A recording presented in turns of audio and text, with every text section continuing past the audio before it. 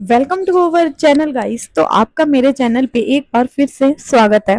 तो जैसे कि आपको पता है, मैं आपको drill triple S B TJT maths topic wise करा रही हूँ, जिसमें हम 10 मिनट में एक अपना टॉपिक कंप्लीट करते हैं।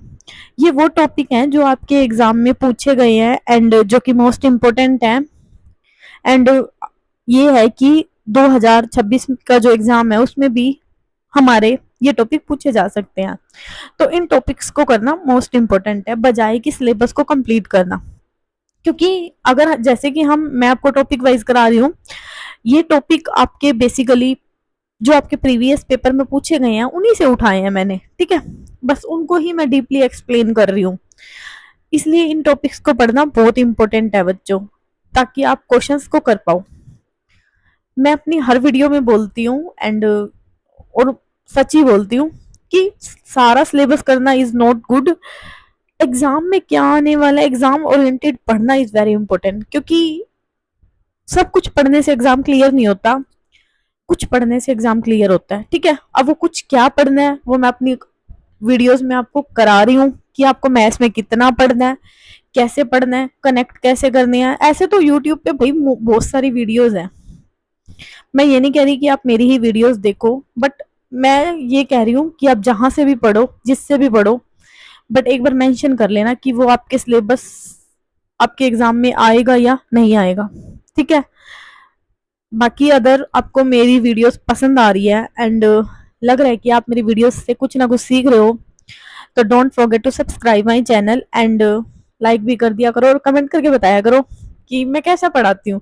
क्योंकि ना मुझे जानना है कि आपको पसंद आ रही है या नहीं आ रही मेरी वीडियोस। अब आप बताओगे मुझे तभी तो पता चलेगा कि मैं कैसा पढ़ाती हूँ, ठीक है। तो मेरे को है ये एक्साइटमेंट, बट कमेंट ही नहीं आते। मुझे लग रहा है कि मैं कुछ गलत पढ़ा रही हूँ इसलिए कमेंट नहीं आते। बाकी आप बताओ कमेंट करके कि कैसा लग रहा है, मैं कैसा पढ़ा रही हूँ, आपको समझ में आ भी रहा है या नहीं आ रहा, ठीक है। ये तो रही बात, अब पढ़ते हैं अपना टॉपिक। तो आज का बच्चों हमारा टॉपिक है फंक्शन। तो आज हम पढ़ने वाले हैं फंक्शन क्या होता है।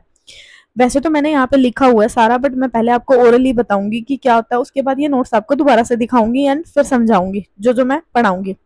तो चलो एक बार ओरली देखते हैं कि फंक्शन क्या होता है। तो बच्चों पहले मैं आपको बता रही हूँ कि फंक्शन एक्चुअल में होता क्या है, ठीक है। उसके बाद मैं आपको नोट्स में बताऊंगी एंड बताऊंगी कि एग्जाम में कैसे क्वेश्चन आते हैं, आपको कैसे डील करना है। तो मैंने टॉपिक लिया है, मैं एक बार ना पेन चेंज कर लेती हूँ, ये अच्छा नहीं लग रहा मेरे को। अब मैंने ले लिया पेन दूसरा, ठीक है, ये ठीक है। फंक्शन, कि फंक्शन क्या होता है। अब मैं आपसे फंक्शन के बारे में पूछूं तो फंक्शन का मतलब क्या होता है। अब कई बच्चे तो इसको इंग्लिश मीडियम में, इंग्लिश मीडियम वाले हैं ना, मतलब जिनको इंग्लिश आती है वो तो इसको इंग्लिश मीडियम में उठाएंगे फंक्शन क्या होता है। फंक्शन का ना इंग्लिश में भी मतलब अलग होता है और मैथ्स में भी मतलब अलग होता है। तो मैं आपसे ना मैथ्स का टर्म में पूछ रही हूँ कि what is the function, function क्या होता है। फंक्शन को समझने के लिए पहले आप बताओ, थोड़ा सा माइंड में आया कुछ फंक्शन क्या होता है। नहीं आया तो यहाँ देखो, अब मत भूलना कभी भी। सबसे पहले ना मैथमेटिकल टर्म में बता रही हूँ कि फंक्शन का मतलब क्या होता है। देखो, आप 12th क्लास पढ़ के आए हो, 11th क्लास पढ़ के आए हो, वहीं पे ही था ये function, what is the function. आपने फंक्शन में एक टॉपिक पढ़ा है रिलेशन, फंक्शन में वर्ड पढ़ा है डोमेन, फंक्शन में वर्ड पढ़ा है रेंज, फंक्शन में वर्ड पढ़ा है आपने कोडोमेन। अगर मैं रिलेशन को हटा दूं एक तरीके से, वैसे तो इसी में इंक्लूड होता है क्योंकि दो चीजों को क्या करना है, कनेक्ट करना है। तो जो ये सारी टर्म मैंने लिखी है ना, रिलेशन, डोमेन, रेंज, कोडोमेन, ये सारी होती क्या है, ये होती है हमारी फंक्शन।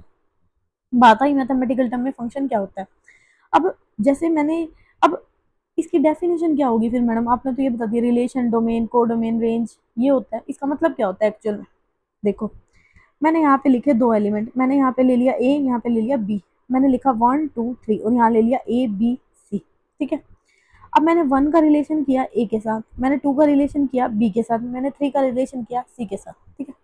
जो मैं ये रिलेट कर रही हूँ, इनको बना रही हूँ, भाई 1 से किस पे गया, ए पे, तो इन दोनों के बीच में मैंने क्या बना दिया, एक रिलेशन बना दिया।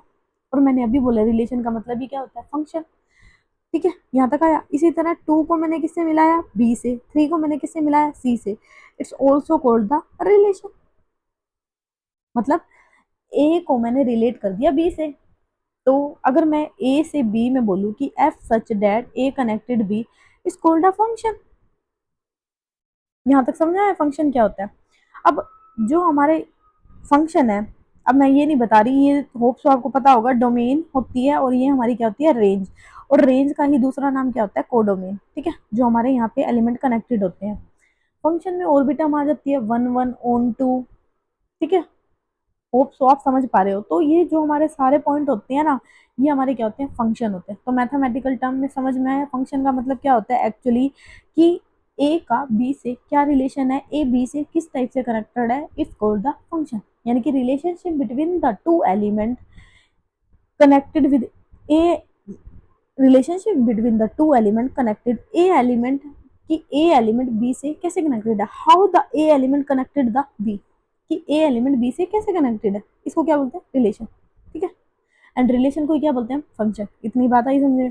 अब आपके जो एग्जाम, ये तो आपके एग्जाम में नहीं पूछी जाती भाई, डिरिचलेट प्लस बी में नहीं पूछी जाती कि फंक्शन क्या होता है, ये पूछी जाती है डोमेन रेंज क्या होती है। ये हम थोड़ा और डिटेल में पढ़ेंगे जब मैं आपको बताऊंगी। अभी फिलहाल हम फंक्शन के बारे में पढ़ रहे हैं ना, पहले तो मैंने डेफिनेशन बता दी। अब फंक्शन में ना इसके टू टाइप्स आते हैं, ये पूछे जाते हैं आपके डिरिचलेट प्लस बी में। एक होता है हमारा स्केलर, एक होता है आपका वेक्टर। Got it. स्केलर का मतलब क्या होता है, स्केलर का मतलब होता है जिसमें ना हमारा ओनली क्या होता है, मैग्नीट्यूड होता है। ठीक है, और वेक्टर का मतलब क्या होता है, वेक्टर का मतलब होता है जिसमें हमारा मैग्नीट्यूड तो होता ही होता है बच्चों, मैग्नीट्यूड के साथ हमारी क्या होती है, डायरेक्शन होती है। इसको हम क्या बोलते हैं, वेक्टर फील्ड। ठीक है, एक होती है स्केलर फील्ड और एक होती है वेक्टर फील्ड। स्केलर फील्ड मैंने क्या बोली, जिसमें ओनली क्या होता है, मैग्नीट्यूड। वेक्टर फील्ड क्या होती है, जिसमें हमारा मैग्नीट्यूड और क्या होती है, डायरेक्शन। अब मैंने यहाँ पे मैग्नीट्यूड का मतलब क्या होगा, कि सिंपल एफ, मतलब कोई भी कुछ भी हो सकता है, मैंने यहाँ एलिमेंट ले लिया एफ। ठीक है, और वेक्टर का मतलब क्या होता है, मैंने एफ के ऊपर ना एरो लगा दिया, एरो यानी कि ये तो मैग्नीट्यूड हो गया, और ये क्या हो गया, एफ के ऊपर मैंने जो एरो लगाया इसको बोलते हैं हम डायरेक्शन। मतलब इसकी मैंने डायरेक्शन दे दी भाई, ये एरो इस तरफ जाएगा, इसमें मैंने कुछ नहीं दी, ये इधर भी जा सकता है इधर भी जा सकता है। ठीक है, इतनी बात आई समझ में। स्केलर फील्ड क्या होती है, वेक्टर फील्ड क्या होती है। अब आगे चले थोड़ा सा।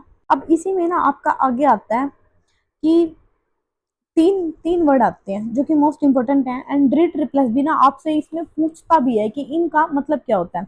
तो फर्स्ट वर्ड होता है ना हमारा, आता है ग्रेडियंट। ठीक है, ध्यान से देखना बिल्कुल। सेकंड वर्ड आता है हमारा डाइवर्जेंस, एंड इस पे आते हैं, और थर्ड आता है हमारा कर्ल। इनका मतलब क्या होता है, और ये आया हुआ है आपके डिरिचलेट प्लस बी में।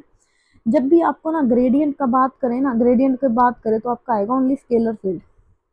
ठीक है, और डाइवर्जन और कर्ल ये हमारी किस में जाएंगी, वेक्टर फील्ड में। तो अब यहाँ से थोड़ा सा समझ पा रहे हो, स्केलर वेक्टर फील्ड क्या हो गया। स्केलर फील्ड का मतलब इसमें डायरेक्शन नहीं होगी। ठीक है, और जो ग्रेडियंट है ना उसको हम किससे शो करते हैं, डेल एफ से। बस सिंपल डेल एफ होगा तो इसको हम बोलेंगे ग्रेडियंट। और डाइवर्जन की बात करेंगे तो डेल डॉट एफ के ऊपर डायरेक्शन आ जाएगी, तो इसको हम क्या बोलेंगे, डाइवर्जेंस। अगर मैं कर्ल की बात करूं, ये डॉट है ना, तो इसमें आ जाएगा डेल क्रॉस एफ के ऊपर पार, यानी कि इसमें क्या हो जाएगा, हमारा क्रॉस प्रोडक्ट हो जाएगा। अब इसको कैसे याद रखोगे कि भाई ये डेल एफ होता है, ये डेल डॉट एफ होता है, और ये डेल क्रॉस क्या होता है, एफ होता है। अब ध्यान से देखो, सी है ना, सी सी का मतलब क्रॉस, यानी इनके बीच में क्या आएगी, क्रॉस। डाइवर्जन, डाइवर्जन का मतलब, डी का मतलब क्या होता है, डॉट।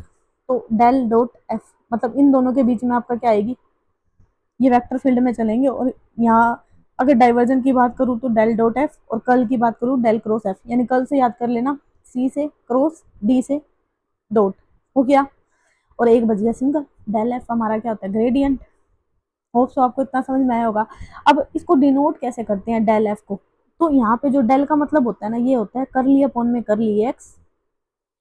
अभी मैं एफ नहीं ले रही, ठीक है, सिंपली मैं डेल का मतलब बता रही हूँ आपको। का मतलब क्या होता है, करली अपॉन करली एक्स, करली अपॉन में करली वाई, प्लस करली अपॉन में करली जेड, ये होता है डेल का मतलब।